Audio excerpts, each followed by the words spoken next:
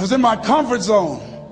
I was doing just enough to get by. I was working on a job. They paid me just enough to keep me from quitting, and I worked just hard enough to keep from getting fired. How many know people like that? Blink your eyes if you understand what I'm talking about. I was parked. I knew I could do more. But when my mama died, it took something out of me. When I went through a divorce, it took something out of me. When my best friend died, it took something out of me. I parked. And somebody said that life is like an onion. You have to peel it one layer at a time. And sometimes you cry. Life's going to happen to you when you have a dream. You're going to get slapped around. And don't take it personal. Don't ask, why did this have to happen to me? Why not you? Who would you suggest? You want to give us some names, some email addresses? And don't tell everybody. 80% don't care and 20% glad it's you. It's called life. Suck it up and move on. Get over it.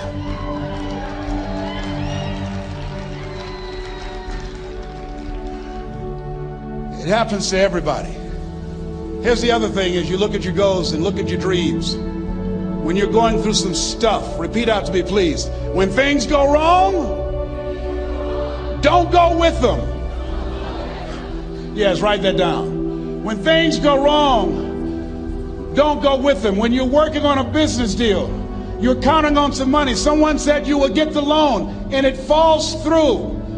You have an event, and the people that you thought would be there and support you, they don't come through. Or someone turns against you, or you get ripped off. It's going to happen to you. Happened to me. Someone stole all my products, my database, over 180,000 names and addresses. It's not personal. It's going to happen to everybody. It does. 8 out of 10 millionaires have been financially bankrupt. Walt Disney had he filed bankruptcy 7 times and had 2 nervous breakdowns. It's called life. But I got a saying: when life knocks you down, try and land on your back, because if you can look up, you can get up. You've got the power in you to do that. You've got something special. You've got comeback power. Here's the other thing. Let us say together, it's possible. It's necessary. It's me. Yes, write that down. It's me. Take ownership for your life. Nobody can live your dream for you but you. Nobody's going to take care of your business like you. Stop coming up with excuses. Don't give yourself permission to continue to live a small life. You can't fit a big dream into a small life. Give yourself permission to go for it, to test yourself, to challenge yourself, to live full. I like the saying, always strive to get on top in life, because it's the bottom that's overcrowded. The reason you're here is because there's something in you that says, I can do more. This just can't be it. There's something in you. There's a calling on your life. There's something in your heart that caused you to get dressed and spend the money to go to seminar after seminar, and listen to message after message and speaker after speaker. Because there's something in you that tells you this is not it for you. You have not peaked here. There's more in you that you are expressing. Eye has not seen, ear has not heard, nor has entered the heart of mankind what's in store for you if you challenge yourself, if you persist and persevere, if you take ownership for your life.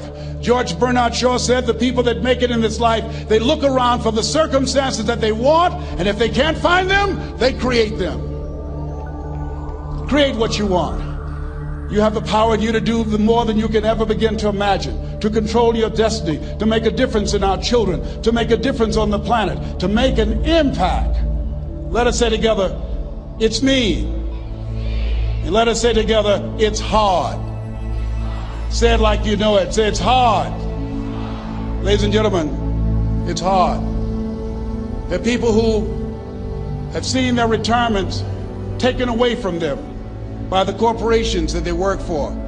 They were within 2 or 3 years of retiring, and they had it taken from them. The number one entrepreneurs in this country now are senior citizens. The number one employer, number two, McDonald's and Walmart. And there's nothing wrong with those jobs. I guarantee you those people did not have a plan to end up living their lives at the end of life with those types of jobs. And they didn't have a plan like you have, and while you're investing in yourself, not to. And it's hard. There are people making choices between purchasing prescription drugs or paying for gas or a mortgage note. It's hard when you're working on a job for 20 years, 30 years, give them some good years, and then they come in and tell you, we've downsized. In other words, you're fired. And then you have to start all over again. How many of you know it's hard? Raise your hands, please. It's hard. And it's not fair. One of the things I like about T. Harv is he talks about work and investing in yourself. It's not fair when people are going up against that kind of stuff to tell them just think positive and be enthusiastic and everything will work out all right. Ain't that kind of party. It's hard. Life will put some knots on your head. I bought my first home for my mother. I was rushing, didn't know what I was doing. And I bought a home that had a lien against it. And they called me, Mr. Brown, yes, there's a lien against your property. We need $55,000 if you're going to stay there. Wait a minute, sir. I just bought this home. The guy told me there were no liens against it. I'm not the one that owe you the money. You should have checked that out, Mr. Brown. Come on. I called my attorney. We followed up. Yes, Les, there's a lien against the property. But he told me there were no liens. He lied, obviously. Oh my God. He told me he wanted to help me because he admired the fact that I was buying this home for my mother and that he was adopted, and he identified with me. Les, he suckered you. He played you, man. So what? Well, would they take payment arrangements? What about $5,000 a month? They want all the money, Les. They want all the money, or you're going to have to get out. The house is going up for sheriff's sale. Do you have it? No, I don't have it. Can they give me some time? Tell them to give me 3 months, please. Give me 3 months. My mother's in her 70s, man. She has a bad heart. Don't do this to me. This is my dream. Don't do this, man. Please, let me talk to them. Les, I'm talking to their attorney. They don't want to talk to you. I've got to talk to their attorneys. Do you have the money? No. Will they give me 3 months? No. What about 2 months? No, Les.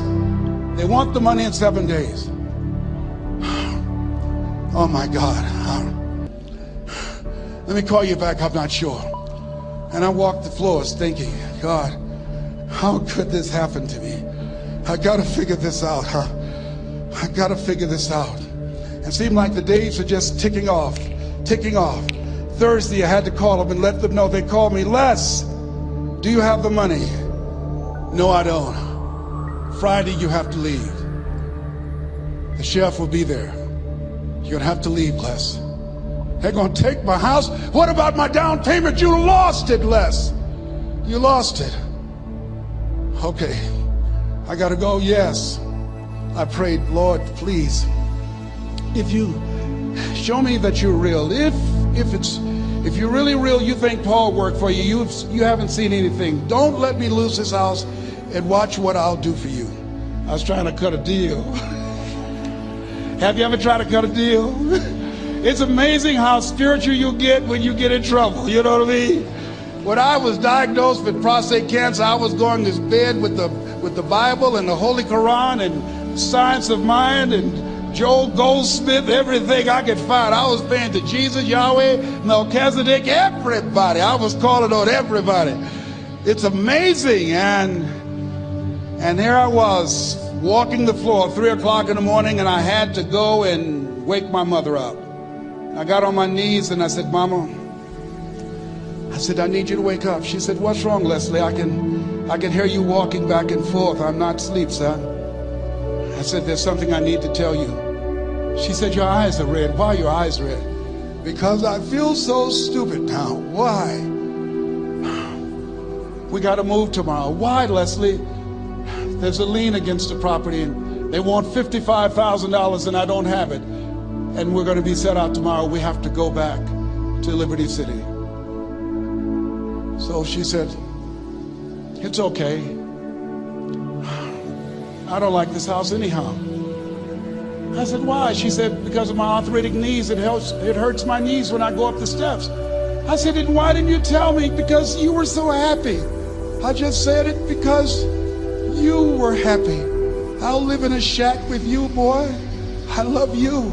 It's not the house. I love you. I love all my children. I said, thank you, Mama. Thank you. And the next day when we were in the truck going back to Liberty City and we pulled down 68th Terrace, the neighbors came out and said, wow, Mamie, y'all coming back? Are you back? Yes. What happened to the home your boy bought for you? Those boys you adopted. Leslie didn't do a title search. He made a mistake. And boy, I was so humiliated. How many ever made a mistake that you were just humiliated? Raise your hands. I was devastated. I was taking the furniture off the truck and my mother came and I was crying and she said, boy, I said, yes, ma'am. She said, hold your head up. I said, Mama, I can't. She said, hold your head up. I said, why? Look what I've done. She said, it's okay. It's okay. You are going to make a lot of mistakes in life, young man. You're going to fail your way to success. You have nothing to be ashamed of. Keep your head up and take that furniture back in the house. I said, yes, ma'am. And I learned something from that. If you ever go through something, hold your head up. If you ever make a mistake, hold your head up. If you ever do something and everything goes wrong, life catch you on the blind side, hold your head up. It's not over. Goethe said, that which does not kill you will make you stronger. Hold your head up. Shake someone's hand on your right and left and say, hold your head up.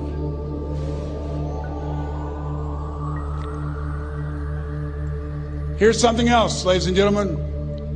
Repeat after me, please. You got to be hungry. Everybody together, you got to be hungry. I'll never forget Mr. Washington said, Mr. Brown, yes, sir. What do you want to do with your life, young man? I said, sir, I want to be a disc jockey. He said, Mr. Brown? I said, yes, sir. He said, you got to be hungry. I said, what do you mean by that? He said, people that are hungry are willing to do the things today others won't do in order to have the things tomorrow others won't have. People that are hungry are willing to invest in themselves. People that are hungry will go to seminars and workshops. People that are hungry are always searching, always seeking higher ground. So how do you want to make it? I said, I want to be a disc jockey. He says, good. Here's what to do. He said, I want you to read 10 to 15 pages of something positive every day. He said, you don't get in life what you want, you get in life what you are. You must program yourself to success. He said, I want you to listen to Earl Nightingale and Zig Ziglar. Listen, faith comes by hearing and hearing and hearing. He said, I want you to change your relationships. And I don't want you to ever lose your hunger. I said, what do you mean by that? He said, people that are hungry are unstoppable. People that are hungry are no matter what people. They make it happen no matter what. He said, I want you to listen to Paul Harvey. Who is he? He's the world's greatest communicator. Success leaves clues, young man. Always listen and follow people who are doing what it is you want to do at the level you want to do it and learn from them. I told T. Hobb when we were standing by the stage, I said, hey man, I want to work more with you. I want you to coach me. I want to learn from you. See, I found you're never too old to learn and you're never too young to teach. Always have a thirst for learning. So I listened to Paul Harvey every day on the radio. While in school, I would go out and listen in his car. He gave me his keys. I was working to develop myself. And I continued to listen to motivational messages, and he would take me to see the late Dr. Norman Vincent Peale, who wrote the book, The Power of Positive Thinking. I toured with him before he passed. You You have something special. You have greatness within you. Don't allow your circumstances to determine who you are. Don't allow your negative thoughts to hold you back. You have something special. You can do more than you can ever begin to imagine. Dr. Patel was an incredible man. I admired him when he spoke. He gave me goosebumps. I can feel him in my heart. And I never forget, we were coming back to the school, and Mr. Washington said, Mr. Brown, yes, sir. When Dr. Patel spoke, you didn't move. When he spoke, you were hanging on every word. When he spoke, we didn't have to tell you to sit down and be quiet. Why? I said, sir, I could feel him when he talked. I felt like he was talking to me, sir. He said, he was. I said, but he doesn't know me, but he was speaking to you. Did you feel him in your heart? I said, yes, sir. He said, most people feel him in their head. If you felt him in your heart, he said, listen to him, sir. Follow him, learn from him. And I would go to seminars and workshops. Anywhere I would find where Dr. Patel was, I would be in the audience. I would drive 200 and 300 miles just to hear him speak. And my dream and vision was to share the stage with him. I thought about it. What is your goal? What is your vision? I want you to hold it in mind.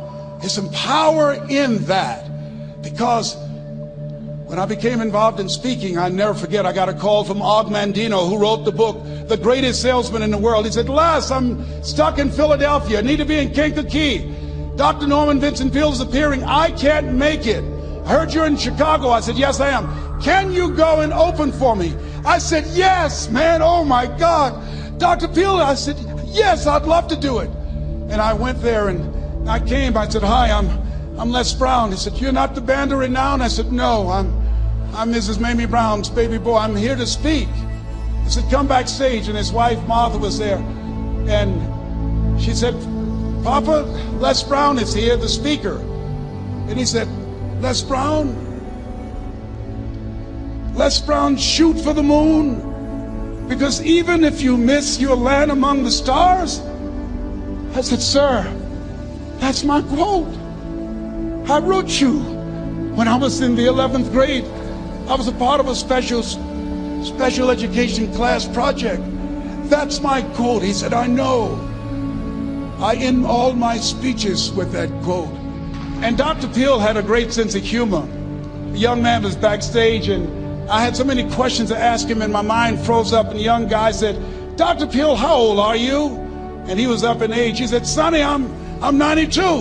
The young man looked at him and said, I don't know if I want to live to get 92. He said, that's because you've never been 91. So I did the things that Mr. Washington suggested. I listened to motivational tapes on a regular basis. I would go to seminars and workshops whenever Zig Ziglar and Dr. Dennis Waitley and Jim Rohn would come to town.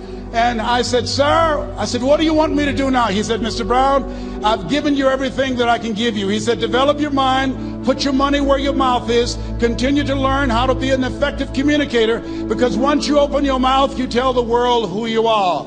And always surround yourself with OQP, only quality people. So I went to apply for a job on Miami Beach. WMBM radio station. Milton Butterball Smith was the program director.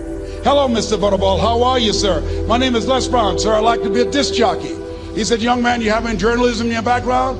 I said, oh, no, sir, I don't. You have any experience in broadcasting? I said, no, sir, but I practice all the time, sir. Let me audition for you, sir. Let me show you how good I am. All I need is a shot, sir. He says, no, we don't have any job for you. How many ever been rejected? Raise your hands, please. I was devastated. I went back and I told Mr. Washington, I said, Mr. Washington, they said no.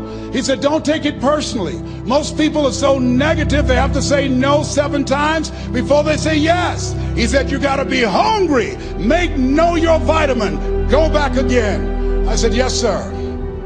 Hello, Mr. Butterball. How are you, sir? My name is Les Brown, sir. I like to be a disc jockey. Young man, weren't you here yesterday? Yes, sir, I was. Didn't I tell you no yesterday? Yes, sir, you did. Then why are you back today? Well, sir, I didn't know whether or not somebody was laid off or somebody was fired, sir. Nobody was laid off or fired. Now, get on out of here. I came back the next day. Hello, Mr. Butterball. How are you, sir? My name is Les Brown, sir. I like to be a disc jockey. I know what your name is. Weren't you here the last 2 days? Yes, sir, I was. Didn't I tell you no the last 2 days? Yes, sir, you did. Why are you back? Well, sir, I didn't know whether or not someone got sick or someone died, sir. No one got sick or died. No one was laid off a fire. Now don't you come back here again. I came back the next day talking loud, looking happy like I was seeing him for the first time. I said, hello, Mr. Butterball, how are you? He looked at me with rage. He says, go get me some coffee. I said, yes, sir. My favorite book says the greatest among you will be your servant. How many of you are serious about your goals and dreams? Raise your hands. Very good. Write this down. Provide more service than you get paid for. Provide more service than you get paid for. I go to a lot of seminars and workshops. And one of the things I know about T. Harv Eckert, when I was sitting in the class with Robert Ruppel and all of the other presenters, they hold themselves to high standards and they provide more information than anybody else in the industry, bar none. They hold nothing back because their commitment is for your success. And when you hold yourself to high standards, write this down, impact drives income. That's why you're here. Because the training, the seminars, been making a difference in your life. If they did not have impact, 200 or 300 people would be here, if that amount. Impact drives income. So I became the errand boy for the disc jockeys. I would go get their lunch and their dinner, and I would bring it to them in the control room, and I'd watch them working the control boards, knowing my time will come. Write this down. I expect to reach my goal. Yes, you want to operate with a spirit of expectation. I expect to reach my goal. So I started preparing for the next position. Never forget one quote that I heard. As you look at your life, you look at your goals and dreams. It's better to be prepared for an opportunity and not have one than to have an opportunity and not be prepared. If you expect to reach your goal, prepare yourself now. And so then pretty soon, the guys at the station, they begin to take a liking to me. Write this down. Build relationships. As you're aware, people deal with people that they know, like, and trust. And so they would say, Leslie, yes, sir. Come here, yes. Come outside. Who did this? Oh, your car? Yes. Who cleaned my car? I did, sir. I would wax their cars on the weekend, inside and out. How much do you charge? Oh, nothing, sir. I just wanted to help out. I was providing more service than I got paid for. I was building relationships. They said, whoa, look here. Donna Ross and the Supremes are coming to town. The Four Tops and the Temptations. Here are my car keys. Pick them up for me. Take them to the Fontainebleau Hotel on Miami Beach. I said, yes, sir. I would drive them all over Miami Beach in their big, long Cadillacs. I didn't have any driver's license, but I was driving like I had some. Then one day, it was a Saturday afternoon. A disc jockey by the name of Rockin' Roger was drinking while he was on the air. It was a Saturday afternoon, and I was the only one there. Rockin' Roger got so drunk, he could not complete the show. He started slurring his words. He's about to fall off the chair. And there I was, looking at him through the control room window, walking back and forth, young, ready, and hungry. I was saying, drink, Rock, drink. Drink, Rock. I'd have gone and get him some more if he'd asked me to. Then pretty soon the phone rang. It was the general manager, and I answered the phone. I said, hello? He said, young boy, this is Mr. Klein. I said, I know. He said, Rock can't finish his program. I said, I know. He said, would you call one of the other DJs in? I said, yes, sir. I said to myself, he must think I'm crazy. I called my mom and my girlfriend, Cassandra. I said, y'all come out on the front porch and turn up the radio. I'm about to come on the air.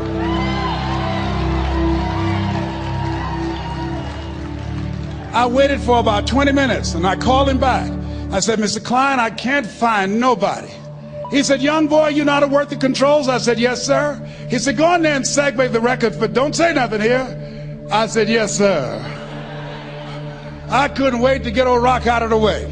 I put on a fast record. I said, look out, this is me, LB Triple P, Les Brown, your platter playing papa. There were none before me and there will be none after me. Therefore, that makes me the one and only. Young and single and love to mingle, certified, bona fide, indubitably qualified to bring you satisfaction and a whole lot of action. Look out, baby, I'm your love man. I was hungry. I was hungry. Get old man a round of applause. I was hungry.